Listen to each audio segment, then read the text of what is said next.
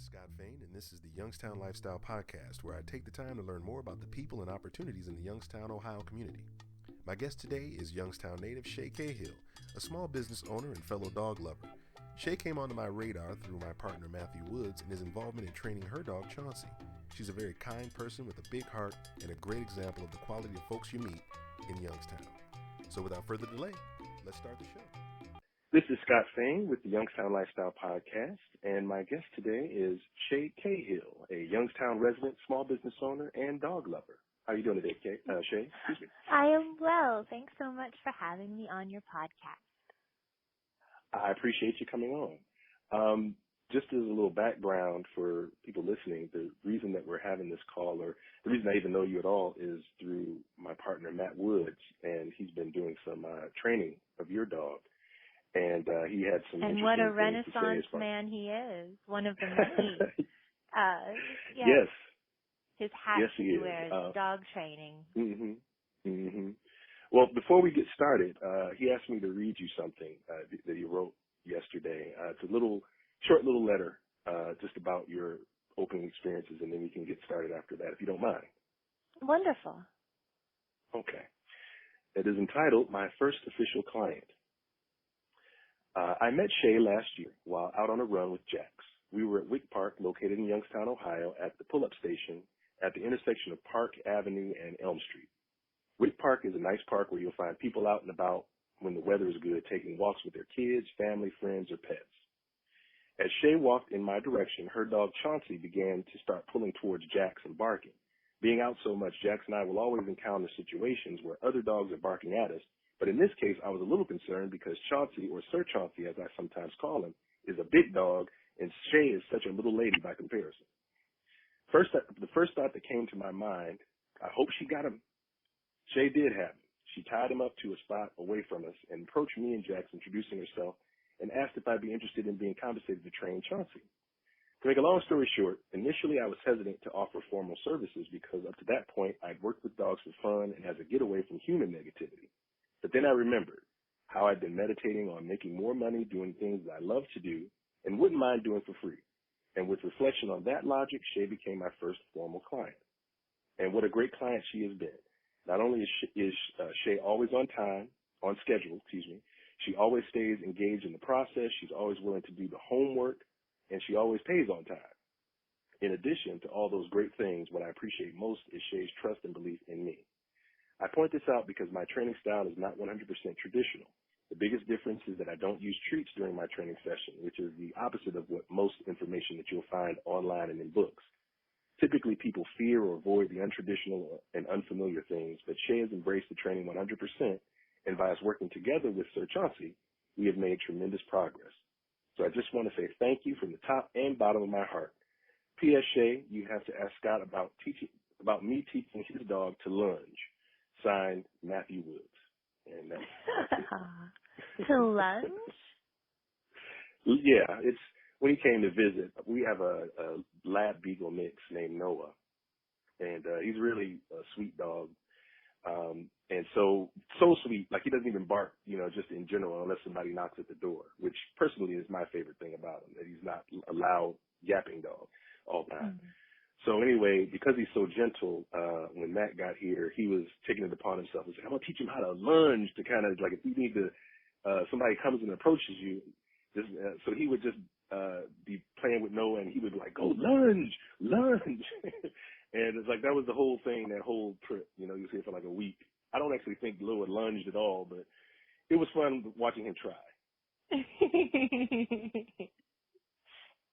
Yeah, but that's the lunge story. I'm sure he tells it better than I do. But what type of dog is Chauncey? I have no idea. I met him at Wick Park, actually, the same place where I approached Matthew about dog training. At the time, I had already had a dog, my first dog as an adult, Josie, who recently passed. Actually, it's been a year in June. And I have 3 cats as well. So I was very apprehensive about taking on another dog. And like Matthew said, he's humongous. But I didn't realize that at first. When I went to Wick Park that day that I met him, I had every intention of just cutting loose for a second because I had a very long day at work that day and had a short break, and I just wanted to go to my regular place there and exercise. And I found a dog sitting about 10 feet away from me, and I thought he was very small or medium-sized. He was curled up in a little ball. I'll see if Matthew can put the picture up. I'll send of. He was emaciated. Once he finally stood up, I realized just how skinny he was, and I thought perhaps he had a broken leg because he was limping.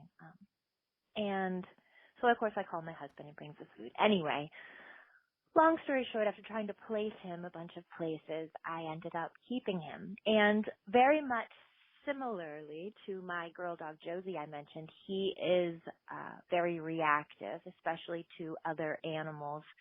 And just like Matthew described, he tends to be on his back feet even. He'll lunge at other dogs or make terrible barking noises. And because I want him to be such a large part of my life and to bring him a lot of places with me, that's behavior that I can't tolerate. So I had to come up with a plan of what to do. So I'm with a friend of mine dropping her off at a house at a different park around Crandall Park. It was this winter. And I saw it was like a superhero. It's snow. There's a large amount of snow on the ground. This bicycle comes around the corner with this beautiful white dog just right at his side. And they're just plowing through Crandall Park. And of course, Chauncey got a good look at him and lost his mind, barking like a maniac. I think just he was so excited to see them, as was I. And I thought, who is that person? And then it wasn't until later at Wick Park that I saw them again, and that was the day. Actually, I think it was twice. I think once I saw him, Chauncey made a big deal, and I just pulled him along. And then the second time, I had the courage to stop and ask if he would be willing to try. I've tried many training methods and agencies with him. The last one I had just finished before approaching Matthew was a positive-only training, which was interesting, but it didn't seem to do any real work with him. Maybe I think a lot of times people, dog trainers, assume that you're not spending the time with the dog, and maybe anyway. But that's not the case with Sir Chauncey. He does tend to be the center of my husband and I's life here, which I believe if you're going to have a dog, it's important that you give it what it needs. And when he's as big and as scary looking as he is, he really does need to be very compliant. Or he could really scare someone, or even if he jumped on someone, he could really hurt, an older person or a child. So the training that Matthew has given him has been priceless. He gets the exercise with him, of course, which just helps so he's not agitated and wanting to go out. And my husband and I still also take him out almost every day. And then on top of that, just like Matthew always does, consistency. Every day when he gets back home, he's super excited to see me. But every day Matthew has him walk at his leg until he gets to me. And every day it gets a little bit better. He knows and you can see he's still excited, but he has the part in his head that understands what he has to do. And I think he's excited to do good too. So we're still working on him, but he's come a long way, and I'm very hopeful that he'll have a full life with a lot of friends of every species. So we can enjoy our life together.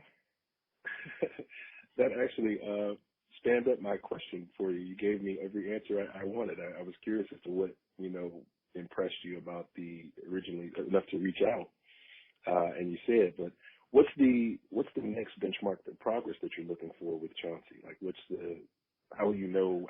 Or I'm shooting for the stars with him. I mean, I'm asking probably more than I'll ever get, but just like with Josie, I just always kept trying. She's what got me into dog training. I had dogs growing up, but we'd never trained or anything. I remember when I was little, we had a dog named Ricky Tar, and he ran away, and I twisted my ankle trying to catch him, and I was a long way from the house, and I hobbled back in, and I was crying, and my mom said, "Don't worry, honey, Ricky Tar will come home." And I said, "I don't care if that dog ever comes home. I hate him." And that's how you feel when your dog wouldn't listen to you, And I still hold that too. So I expect him to always comply. If there is a deer and it runs right in front of his face and I tell him to wait, I expect him to wait. Now, I don't know if that'll ever happen, but I do know at this point a person could run by and he would wait if I told him to wait. Yeah, Well, that's good. we'll see That's about good. the critters. No, as long as there isn't, like I said, an animal running that he wants to chase, he's very, very good compliant dog. He knows all the basics and he wants to please, unless he's chasing something, in which case he forgets I exist. That's one of my no-goes when it comes to dogs. Actually, my no-go is when it comes to food. My cousin, actually, she had this big lab, and I'm talking about gigantic. And he was a member of the family and everything like that, but they didn't have that kind of level of discipline with him. So that when they're eating dinner, the dog is like sitting right there, looking, staring at the table, and they just let it go.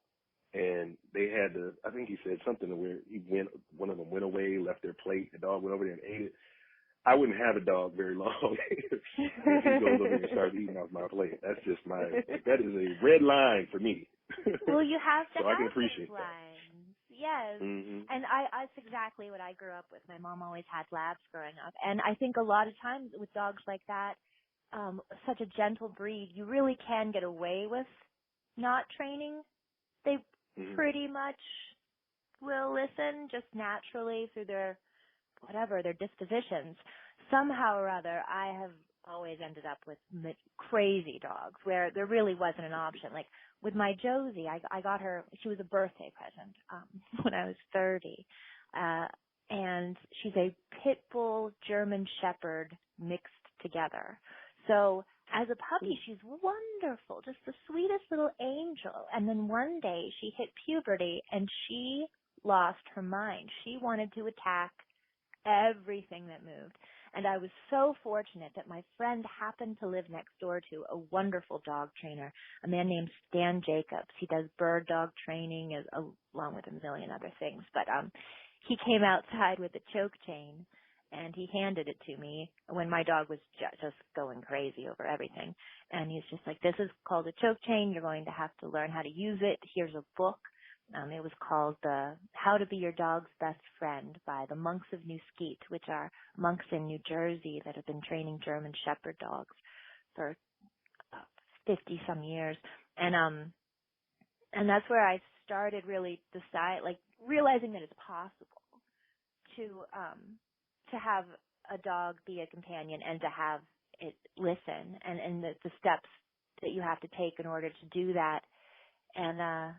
And started working with her. I made all my mistakes with her. I think I'm a little bit more confident at it now with Chauncey. But it's a fascinating subject to me. I find it to be, and I think like anything, if you get into any subject far enough, you'll see how it applies, to a grander scheme. And like my demanding Chauncey to, deny his basic instincts for what I think would be a better life for him reminds me that, I have my own squirrels that I chase, silly things that are distracting me from my purpose. And if I expect him to control himself, then certainly I need to get more control of myself. So it can be a wonderfully rewarding process. And it's great to have a friend that's, Oh yes. I mean, financially and emotionally, most of all, I absolutely adore him. And the only horrible part about loving a dog so much is knowing it's such a short period of time that they are animated in this world with you. So you really it really helps you also to live every day because that's always in your mind. But that's what I heard it recently. I can't remember who it is. That's what I'm trying to think of now. But it doesn't matter. Ultimately, everything is temporary. It's as much as we like all the stuff that we do and, love and everything. And so having that kind of attitude about, what you're doing, you're spending time with them he's going to last, be here as long as he's here, and just enjoy him for every day that you can. It's the same for any of us, you know. That tomorrow's not promised to any of us, and that as much as we can try to enjoy the day, I think we should enjoy the moment. Changing gears just a little bit, how long have you been in the Youngstown community? Well, I moved back here about 20 years ago. I had been here until I was 9 years old. My mom moved away for work. And then, but I've been back. I've been in the same house this whole time. This is the longest I've ever lived in any house. It's wonderful on the north side of Youngstown. It was my friend, my next door neighbor bought it actually, but he paid $7,000 for it. And it is an unbelievable house. It has oak wood floors and inlaid bookcases, all these wonderful things. So I've been fixing up the house for the last 20 years and taking in strays, feline, canine, and human. And I find this area to be, I mean, not just home, you know, where I would come back for, you know, vacations or whatever, but it's such an interesting and, I mean, it has everything. We have the largest collection of American art, as I say, in the universe. I mean, in the world, so probably in the universe. Well, yeah, it would have to be in the universe. Yeah, we have this, well, you would think. And we have the second largest park. Only Central Park is larger than Mill Creek. We have no traffic, which is one of my favorite things. I lived in big cities when I was gone, and I never really enjoyed the pace of those places. So, and the biggest thing for me, of course, is the cost of living here being so low that I can spend time with my dog. You know, I live near D.C., so don't talk to me about traffic. Oh, every time I've come down, it's been a treat. It's been a treat just getting from one side of town to the other. For a couple of years. Yeah, Ashland, Virginia. It's a little north of Richmond. So yeah, I'm familiar with the D.C. area. And that was, yes, one of the places that I lived that was extraordinarily expensive. Yes, that doesn't help.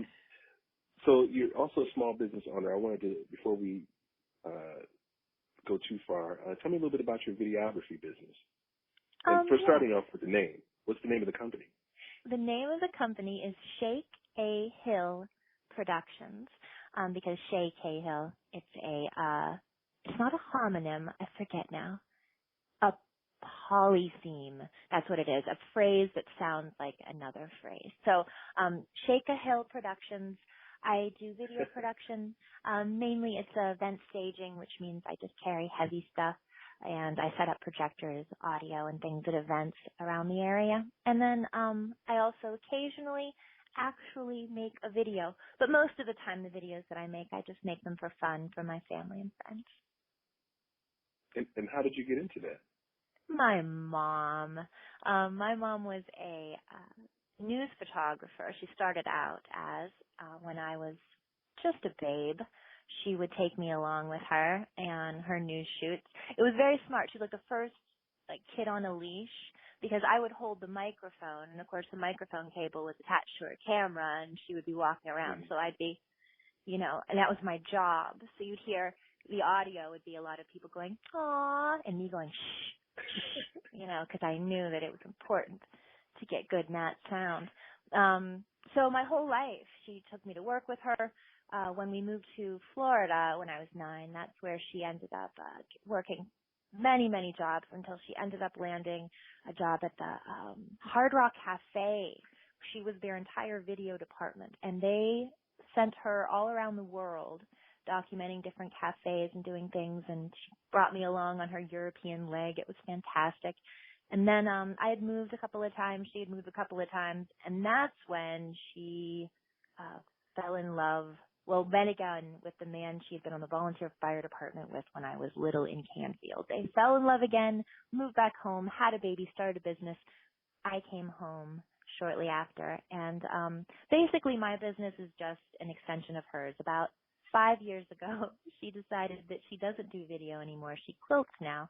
And she and my aunt started a little quilt company. A shout out to Village Quilts in Canfield, Ohio. If there's any quilters listening, please go there for your supplies. It's super cute. My sister and my cousins work there. And so basically she gave me all the clients and the gear and everything I would possibly need. What I like to say is that she thrust me from the nest at the tender age of 40. But basically, she made me an adjoining nest and just kind of plopped me right over into it. So that's where I sit now. I have my little videography company, and I'm very lucky, very blessed. Well, I'll make sure to include any contact information for you as well when we post the podcast. So if someone wants to talk to you about doing something for their events or what have you, so you can be easy to reach. Wonderful. I appreciate that. Oh, no problem. Do you have any projects you're excited to be working on right now that you can talk about? You know, dog training is pretty much my project at hand right now. I'm just spending time enjoying that. And of course, right now it's just taxes too. Oh, geez. I just finished all those. So, no, there's really, could we cut that part out? Sure. I guess the answer is I have nothing going on. But that's exactly how I like it. Well, that's the answer then. That's fine. There's nothing wrong with that. You know, as a new project comes together, you know, you'd be excited about that one. Yeah. Well, I only have one more question for you. More of a random question, how I like to cap it off. What is your favorite comfort meal to make? Your favorite comfort food to make?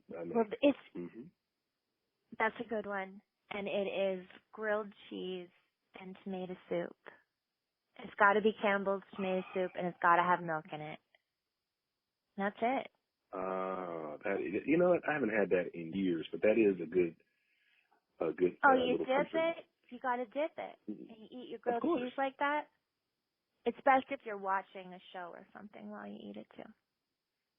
I've just gotten, my wife doesn't like tomatoes, and so for years, it's just one of those things where you get used to just buying what the people are in your house are going to enjoy.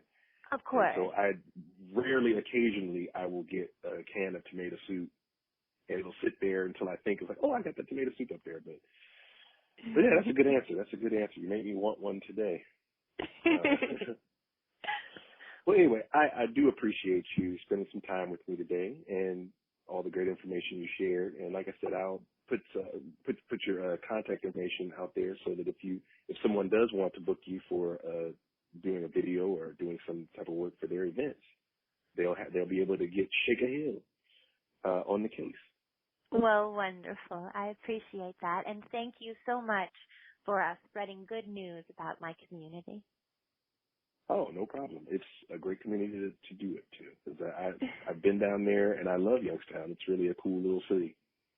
A lot of opportunity and a lot of good people. That's the biggest thing. Just so many really nice people. Yes. Thanks again for listening to the Youngstown Lifestyle Podcast. For more information on connecting with today's guest, please check out the contact information currently on screen. And when you reach out, be sure to let them know who sent you. To listen to more episodes of the Youngstown Lifestyle Podcast, visit our website at teamwoods247.com. And to follow me, Scott Fain, on social media, visit @ScottFain on Instagram, @RealScottFain on Twitter. And for original handmade paper-cut illustration art pieces and t-shirts, visit my site at blasesplee.com. Thanks again for listening to the Youngstown Lifestyle Podcast, and have a great day.